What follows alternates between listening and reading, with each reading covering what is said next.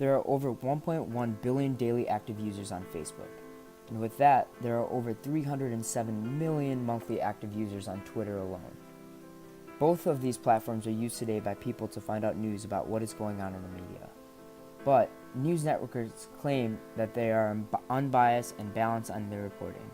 But it's widely known that there are subtle political differences between the different networks, and they have misreported the facts many times in the past. Should we be worried that they're having a bad influence on people in society today? That is my argument. Should we trust what's going on in the news? In December 2014, the U.S. government released a post-9/11 interrogation report. In this report, it discussed the U.S. interrogation techniques by the CIA, which stirred up a lot of different perceptions by the people. The reason of the different perceptions had to do with the title headings from different news stations.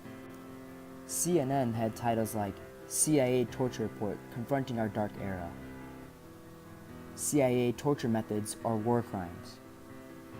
Now, Fox News looked at it a little differently. If Democratic's report is true, war criminals are on our payroll. CIA report nakedly, intellectually dishonest. This poses the question, who really controls the media?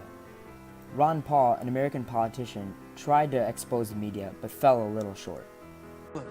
You might argue I didn't win, or some people argue that I did. You had the juice. But it deserved more than one mention on all the stations. Somebody went and added these all up. Thank you, Tom. So what's going on here? You're in this media business. I'd like to know exactly how that comes about. Fox News quickly shut down Ron Paul when he tried to expose the media to the people. This has been addressed for 20 years, and nobody accuses me of that type of beliefs or language. I'm a true civil libertarian, and I think people dig these up when people think that, oh, his economic policies are winning, his foreign policies are winning, his monetary policies are winning. So they have to dig these things up, which they really can't pin on me because they've been disavowed, and they are old, they've been rehashed. Just go back and read all the articles, and there's all the explanations. So yes, it wasn't good, but I didn't write them, and those aren't my beliefs, so I sleep well. Similar to Fox News, Ron Paul blames CNN for false media accusations and gets shut down once again. People interpret news based off how they are presented with it. Let's take a look how Caitlyn Jenner's news was presented in different ways with Fox News and CNN, even though it was the same news overall. All right, well, if it's news to you, sometimes it can be news to us because we thought we'd pass this along on this unscripted 2-hour show where anything can happen. Probably will. Bruce Jenner is now Caitlyn Jenner. I want you to check out the new Vanity Fair cover to Dagan McDowell on what the hell is going on? You can't really get any better than that. You can't. No, Dagan, you certainly can't. Look at the time. Dagan, thank you very, very much.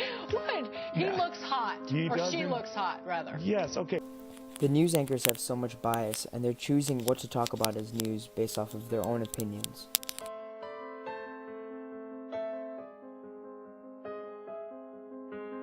You spend hundreds of hours with Bruce Jenner, a lot of time with Caitlyn. Are they different? Do they seem different? You know, obviously, in terms of appearance, obviously. Yeah, they're very different in appearance, obviously.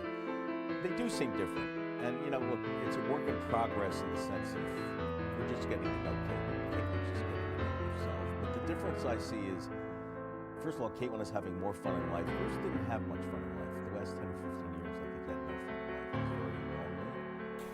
CNN, also biased, used an outside source to talk about what happened in the news. Overall, with social media on the rise and the amount of opinions that come along with it, it is hard to determine what is fact and what is opinion in the media. The same news can be perceived differently using immediacy and how visual stimuli can persuade and affect attitudes and behaviors. Humans can have a stance on current events based off of how they are presented with it. Thus, even though Facebook and Twitter is a great way to stay informed of what is happening in the world, the news are presented by what is trending. If news like the France attacks and who wore the best dress at the AMAs are presented right next to each other, it's ways a human to equally exercise the idea that those are of important value.